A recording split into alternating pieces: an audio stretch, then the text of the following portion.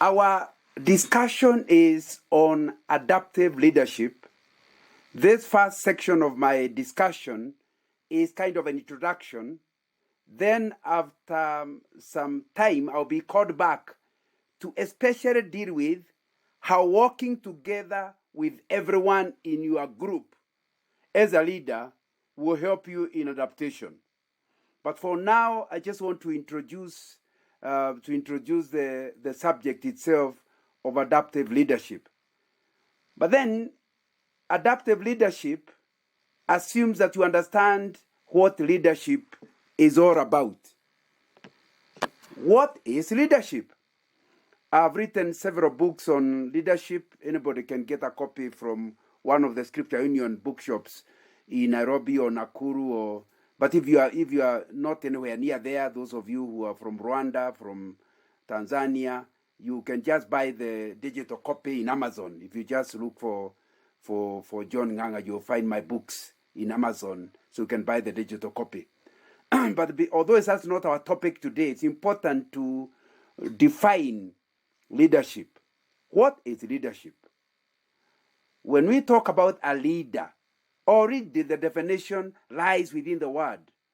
A leader is one who leads. What is to lead? To lead is to have followers. So you cannot be called a leader unless there are followers. So leadership is moving with the followers. So if you are a leader, you must have followers. So leadership is the whole art of working together with others and leading them.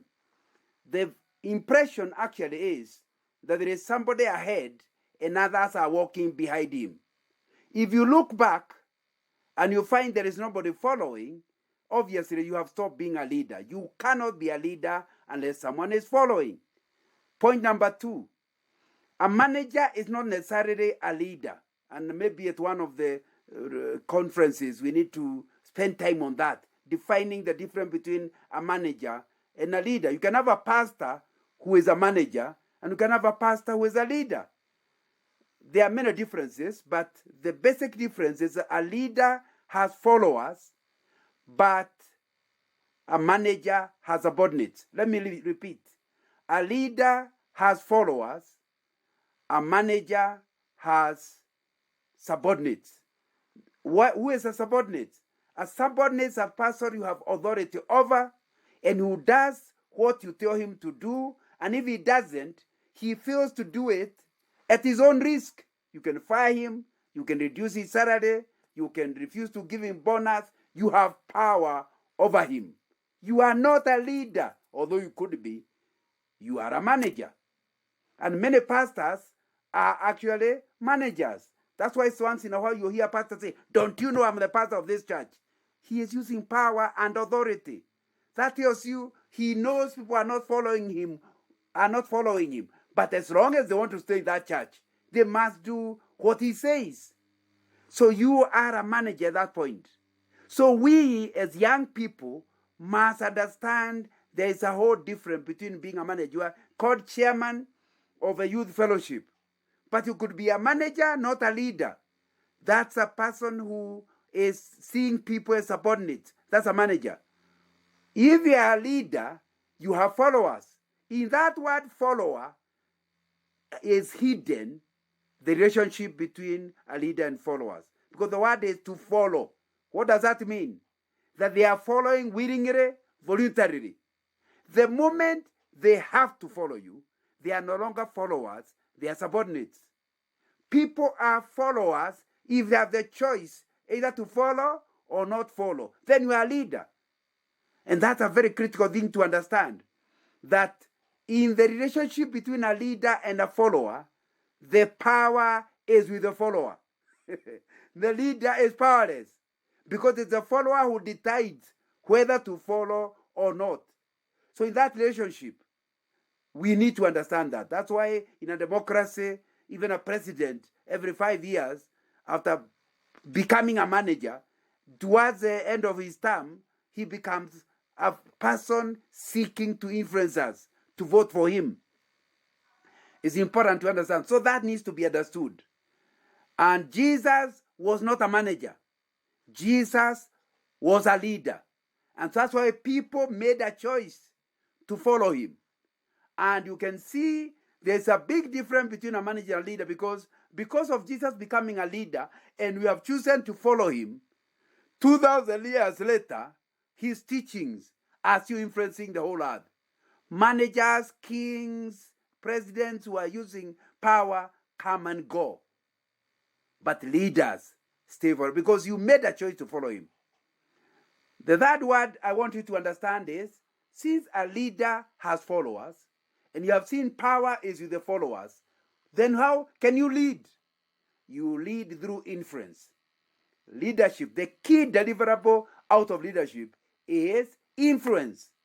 Because the thing that causes people to want to go with you in the project, if you are the leader of a project, in the church, if you are leading a church, is because you have influence over them. And that's why I keep telling people, who you admire has a lot of influence on you. You'll soon be whoever you admire. Just ask somebody, who is your celeb?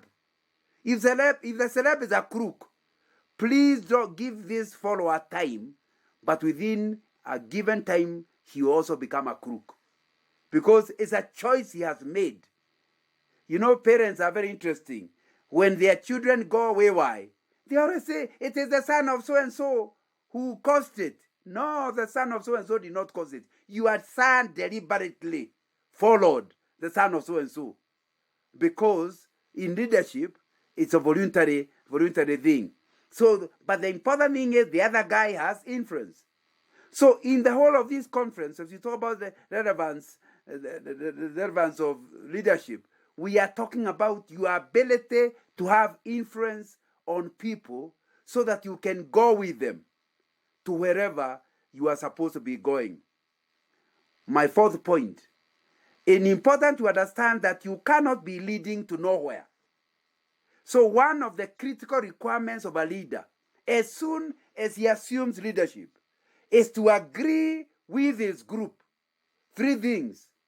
Number 1, if they actually succeed, how will the world be different? What is his vision?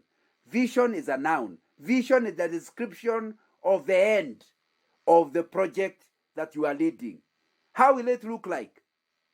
That's a vision. And that vision needs not to be in the secret of the leader, because there's a vision that will influence the followers. The moment they buy into a vision, they soon want to go with you. Vision gives you influence. And that's why Luke took a lot of time to create the vision of this conference. Because if we buy into the vision, we want to continually be there. You don't want to miss the next conference when you have bought into the vision. So one of the great requirements for leaders is to clarify the vision and the vision to communicate it. So that the whole idea is you move from where it is called the vision of the leader, it becomes our vision. Everybody in the group starts saying our vision.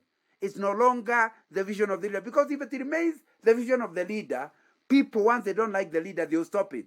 But the moment people are in agreement about the vision, even if the leader has a few weaknesses, they are so committed to where we are going, they will tolerate him, they will want to go with him. Why? Because he has influence through a common understanding and a common desire to have vision. Please understand, you are trying to move the group from where it is now, comfortable area, to a better place, but nobody wants to move away from their comfort zone.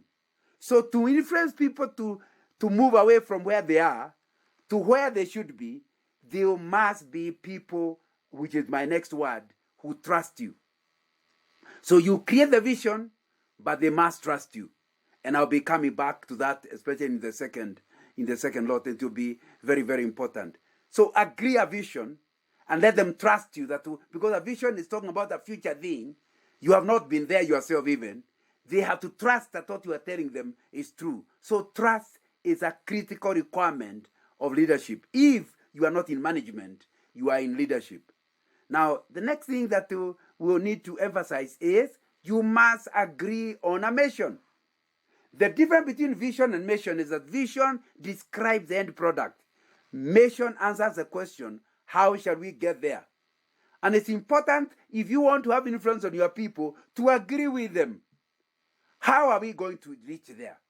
How are we going to eat this elephant? It's too big. What strategy are we going to use? Mission is what you do in order to get to the vision. And therefore, mission is a verb, whereas vision is a noun. And I think that is very, very important. Joseph Wambua, do you want to say something? Because Joseph has raised his hand. Yes, sir. I realized your slides are not moving. Deliberately. Oh, thank you. Thank you, sir. Good. So it is important to understand that once you agree the vision, you must agree the mission. Because although we may be agreed on where we are going, we might not be agreed on how to get there. So you need to sell your understanding of how you can get there, the mission. Then thirdly, you must agree core values. What are core values? Core values are non-negotiable convictions. They are boundaries within which we travel. Although we agreed on vision and mission, we agree we are not so committed to our vision that we can get there anyhow. We only get there within the following boundaries. But core values are boundaries. Although we want to get rich, we do not want to be corrupt. We don't want to steal. So if our value is integrity, then we are willing to fail to reach our target if the only way of reaching there is through breaking our core values. They are called core values because they are non-negotiable. It means that we abandon the project if the only way of getting the project is that one. It is that which allows you then to become a leader. All that is not in my notes because I am trying to talk about what leadership is as opposed to adaptive leadership. What is adaptive leadership? I want to use Acts chapter 13 in talking about David. We learned that when David had served God's purpose in his own generation, he fell asleep. He was with his ancestors and his body decayed. The main thing we get here is a leader, an adaptive leader, must, like David, because David was quite adaptive. For about 14 years, he was running away from Saul, but that did not stop him being in leadership. He had many changes he had to tackle. At one time, Absalom tried to overthrow him. He made it. He had several changes, but he was able to adapt to all of them. Now, and one of the things that helped David to be an adaptive leader, number one, is that he was not serving Jesse's purpose. He was serving God's purpose. It will be far much easier. I know adaptive leadership is not a Christian terminology, but I want to say Christian leaders will find it much easier to be adaptive leader than others. Because the reason why, because one of the key requirements I could be saying in adaptive leadership is involving everyone. And Jesus taught us clearly, if you are a leader, you don't lord it over others. You are not a dictator. You involve people. So we as Christian leaders have a much easier time becoming adaptive leaders like David, because he realized it is God who has made him a leader. I am fulfilling God's purpose. That's why when Absalom wanted to overthrow him, and people are saying, get ready, let's fight. No, he said, no, we move out of Jerusalem. If it's the Lord who wants me to continue being a leader, he will make it so that I still continue being a leader. But I'm not going to destroy Jerusalem just to defend my own position. On the way running away, a man started throwing stones on him. His bodyguard said, let's kill this guy. He said, don't kill him. What about if the Lord has sent him to embarrass me? No, just leave him. If the Lord wants me to continue being a leader, he organized. Can you see clearly, David was not a manager. He was a leader. Why was he a leader? Because his confidence was not in his electorate. His confidence was in God. The pastor who is going to be adaptive, who will be a pastor who does not see the people in his church as giving him power. He sees God as having used them. The real source of power is in God, because it's God's purpose that he's actually fulfilling. Now, it's important to understand whoever gives you power calls the shots. If it's a bishop who has given you the pastorate, then you know he can throw you out. But if you understand that God, the bishops are only used by God to place you where you are, then you know the bishop has no power because he can't act against God. So you need to understand, for you to become an adaptive leader, you need to see yourself serving not the bishop's calling, not the electorate's calling, but God's purpose. Now, when David had served God's purpose, and it will be very, very important to check yourself, because that will give you power and the freedom to release power to everyone, to share power with everyone, because you know that even if they wanted to overthrow you, like Absalom trying to overthrow his father, they can't succeed. You are protected by God. And so you can take the risk of releasing power so that you can become an adaptive leader. Number 2, we read that David did not try to serve all years. He said his purpose was to serve his own generation. And it's important that you understand that God will not hold you accountable for what happened early before you are born or after you die. God will only hold you responsible for your own generation.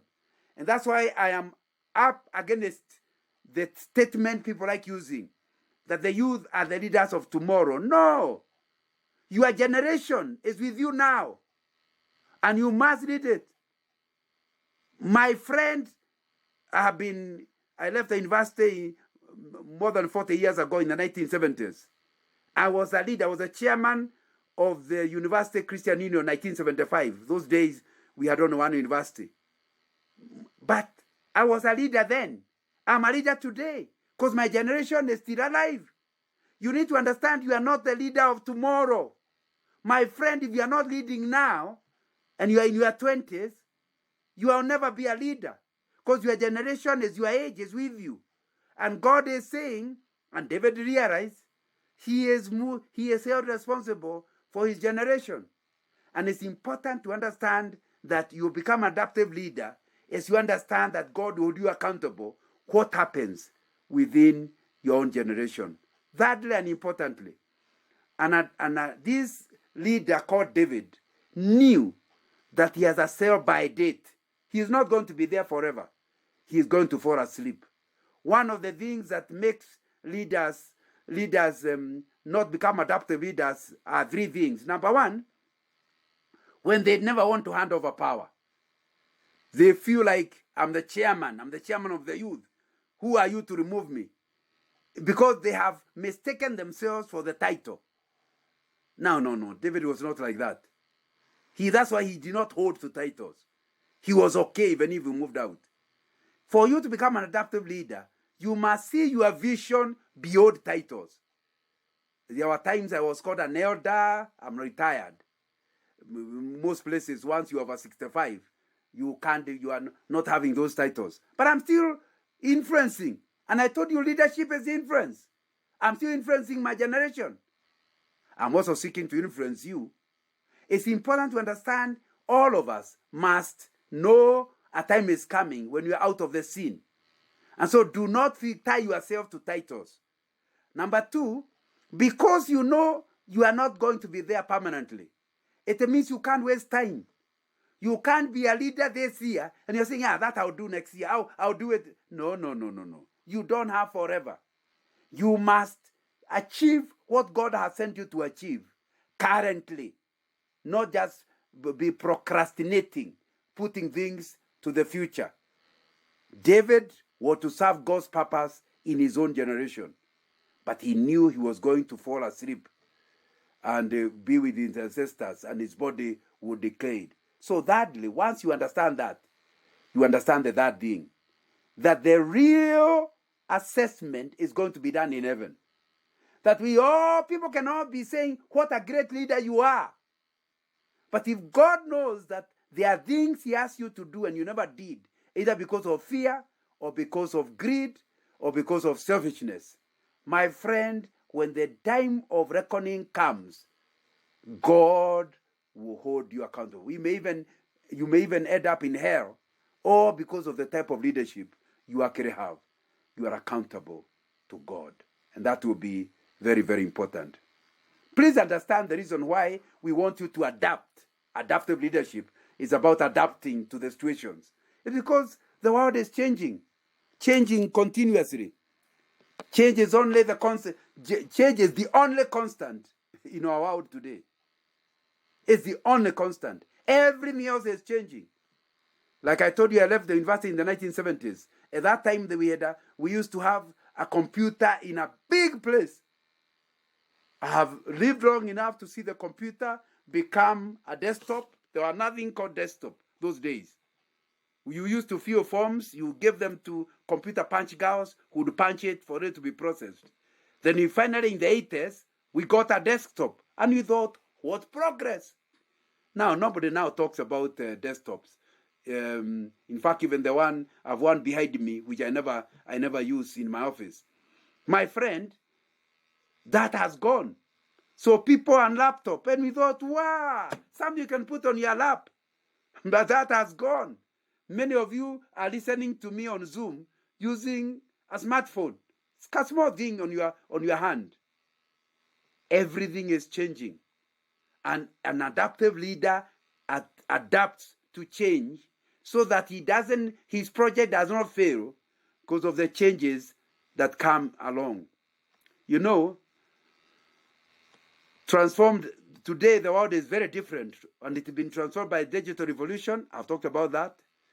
Advances in medicine, many people are now reaching to 100. Some are going beyond 100. So that people used to retire at 55.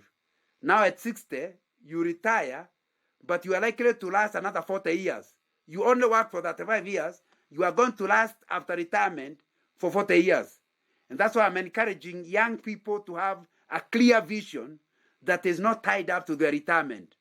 Whatever your calling is must be done all your life. And that means a lot of what you do will be done after you have stopped being employed. Because with the medicine, many people are living longer. And then there is increase of knowledge. And you need a commitment to continue learning. Now the question is it predictable? A lot of it is not predictable. You know, what I'm trying to tell you today, the message we are giving you during this conference, is that you must adapt or die. It's a choice of every professional, every business, every church. If you do not adapt to the new situations, continue doing things the way they were done by the missionaries who came, Scott, who brought the AIM to East Africa. If you continue doing it the same way, then, my friend, there will be trouble. We witnessed a low adaptability content in the death of brands like Kodak. I'm old enough, some of you don't know Kodak. Kodak was the main camera of the 60s, 70s, somewhere in the 80s. There came other ways of taking pictures, and Kodak did not adapt. Within no time, Kodak was gone. Then, in the days of smartphones, the first one was BlackBerry. It did not adapt. It disappeared. You know, in business, we are having all those kinds of challenges. Consumers abandon in-store purchases in favor of cyber sprees. You now can buy things on your machine. You don't go to a supermarket. You keep thinking about the only way of distributing your product is through supermarkets. You'll soon be gone. What about the convenience of streaming that has overtaken the experience of going to cinemas or even having a video store? You know, when my children were young, in the 1980s, I was a member of a video library, a Christian video library, where I went to borrow videos for them because I didn't want them to watch dirty things on TV. My friend, that has happened. If you don't adapt, there'll be trouble. This year, of course, is the one that has really taken us. Any church that did not know how to adapt was closed. They had no offering. I was talking to a pastor the other day who told me, for them, as soon as the government closed the church, they went online. And the offerings and tithes are no less during the COVID closure than it was all the time, because the people felt ministered to. They continued tithing through M-Pesa because they were able to adapt. We are learning that if you don't know how to adapt, you end up in trouble. And of course, we can go on and on. But the message I'm telling you is that many things are changing. You know, like now conferences and training was done through going to class. Now classes, my wife is a lecturer in a university. And as soon as the universities were closed, the university just turned to Zoom. And so they went their classes, they have done exam through classes, and they are getting degrees through online. Now, it means any university that did not, people have lost a year. You need to understand part of the opposition to adaptive leadership is hierarchy. And if you want to go to adaptive leadership, we can change as things are changing. You need to let go of hierarchical leadership and respond more to the changing environment, allowing the board and management to create a climate where employees recognize that their input is valued. Because you see, the first person to notice a change will not be the CEO. It will be a messenger. The first person to notice a change will not be the pastor. It will be the chairman of the youth fellowship. You need a system that is not hierarchical. It allows anybody with an idea to share it so that the whole organization can respond to the changes that are there. Now, my friend, Cambridge Leadership Associate, which drew its definition from Hertz and Materinsky, defines adaptive leadership as a practical leadership framework that helps individuals and also organizations to thrive in challenging environment. So the key word of adaptive leadership is challenging, changing environment. And you don't just survive the change environment, you thrive in it. In other words, you seem to do better despite the change. Adaptive leadership is a practical leadership framework that individuals and organizations would adapt to the change. First, the change itself needs to be considered to subsequently take the challenge and respond to change. So the first thing is, allow anybody who notices the change to share it, understand it, then find out how can I respond to it. Every member of the organization must be involved because you don't know where the change will be coming from. And you must learn to go with the changes that are there, whether the problem is a new one or a recurring one. And you need a better understanding that hierarchical layers cannot allow. If you have to go to somebody who goes to somebody who goes to somebody, there will be problems. You need a kind of a leadership that allows everybody to reach everyone. That does not mean there is no span of control and no more traditional ways. But it means that although you are called a CEO, you are called a senior pastor, you are called the bishop, you have created avenues for people to come to you. So the critical requirements for adaptive leadership is what we call a soft skill. Any organization is run both by hard skills, requires hard skills, and soft skill. I saw this in the internet, this example in the internet, and I thought it's a very good example. A hard skill for a carpenter must be something like the ability to operate a power saw. Because you see, if you're a carpenter, you have to know how to operate. Or to use framing squares. That is a hard skill. You have to go to a polytechnic to learn how to do it. But the same carpenter needs soft skills. Maybe this is the ability of the carpenter to communicate effectively with the co-workers or the clients. I want to buy something in a workshop. I go and I talk to the carpenter. But he can't understand the language. I speak Swahili, he speaks English. He is lacking a soft skill. He is a professional carpenter. He is qualified. He is capable. But if he does not have communication skill, that's a soft skill, he will not achieve what would help him to be a success. An adaptive leadership is a soft skill. You know, soft skills are different from hard skills, which are because hard skills are directly relevant to the job to which you are applying, and they are more quantifiable and they are easier to learn. Adaptive, these soft skills, that's hard skills. Soft skills are very difficult to learn. In fact, there is a saying in my vernacular that anything you can see with your eyes is easy to learn. A language is so difficult. That's why a child of 3 years can go and do several things, but they still can't talk. They are unable to talk. And I think it's important to understand a soft skill. So why is adaptive leadership challenging? Because it's a soft skills. Other soft skills are like personality issues, attitude, flexibility, motivation. All these are soft skills, and they're important if you are going to be a successful person as a leader. And we need them. I am going towards closing, but let me just finish with these soft skills so that you understand these adaptive skills are a combination. When you're talking about adaptive skills, a combination. One of them is acting as a team player. And I've kept emphasizing, adaptive leaders allow everybody to participate. They involve everyone.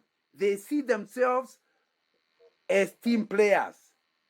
That's at the very best, they see themselves as coaches, but they see themselves as being in the team.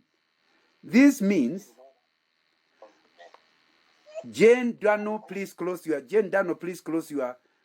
mute your thing.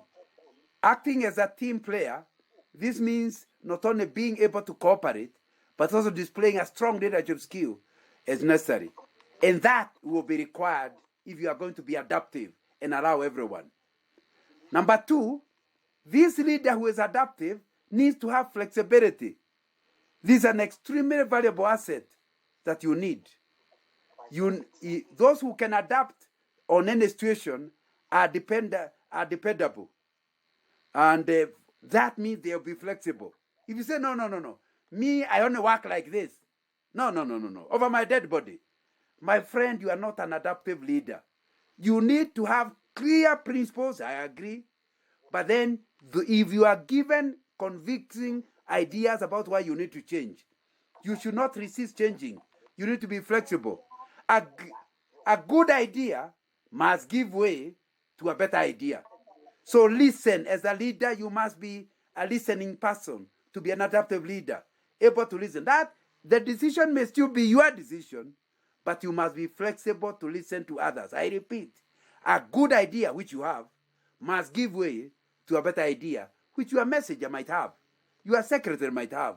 Ideas, leadership, managers are not the only people with ideas.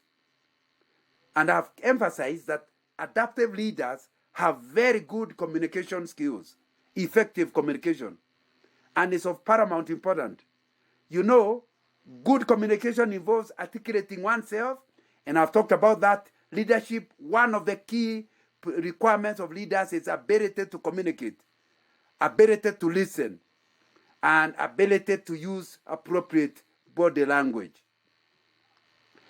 Then the last thing as we go towards finishing this introduction is problem solving. You must have the ability to see a problem and solve it, and be resourceful. And you need the ability to accept feedback. When you are doing something and it's a great idea, why don't you want to hear what others think about what you are doing? Adaptive leaders are very keen to know how the idea they came up with is working. And of course, they need confidence and creative thinking. All those are very, very important. When we come back, we'll be looking at how adaptive leadership must be done with a common purpose, where all people in the group, both leaders and followers, must have a common purpose, and why it is critical that they actually come together. So, what have we said? That a leader is somebody who leads. And because he is somebody who leads, he has people who are called followers.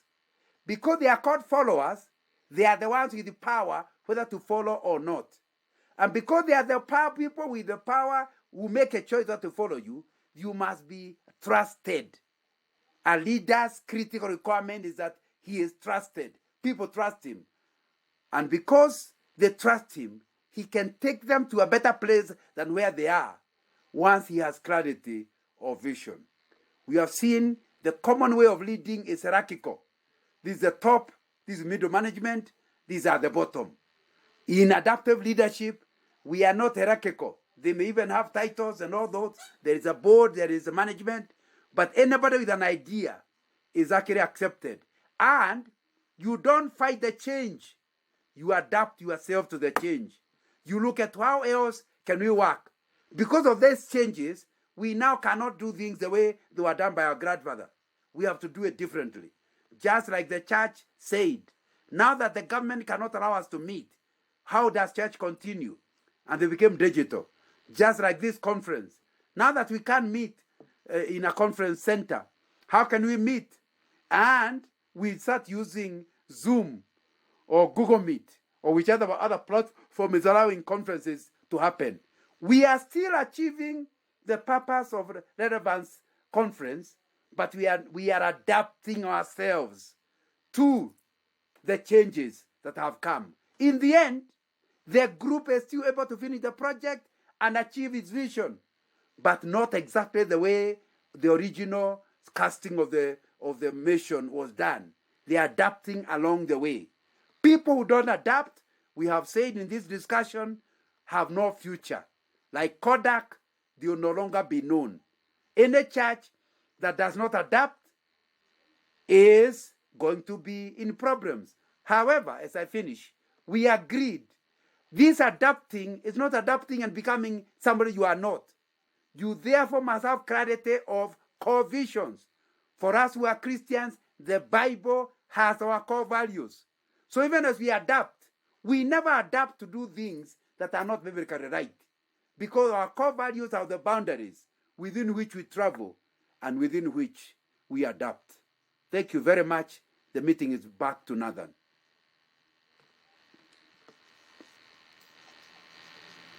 Nathan?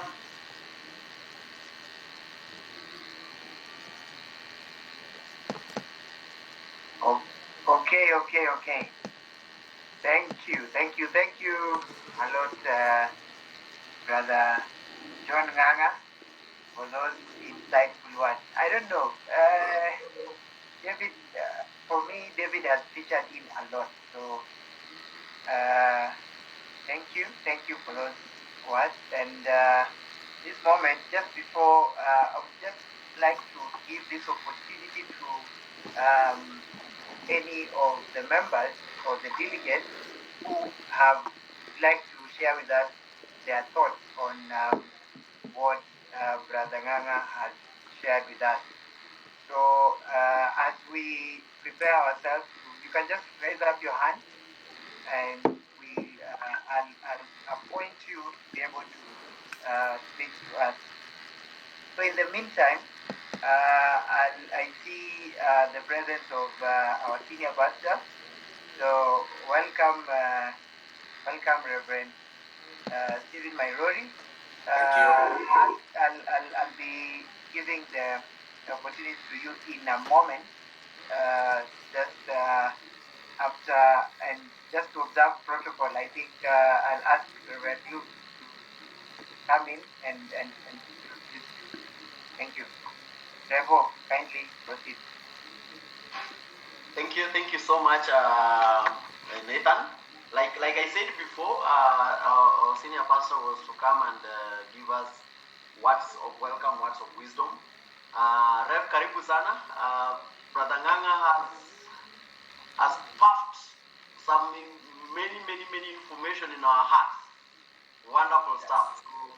But it is not yet late. You can come in and say hello to us even as we progress. As Nathan has said, let's try to put down what Brother Nganga shared with us. If if there is something that you picked from the first session after the senior pastor, you can share with us so that we can hear what is it that you took. Karibu sana, Revo.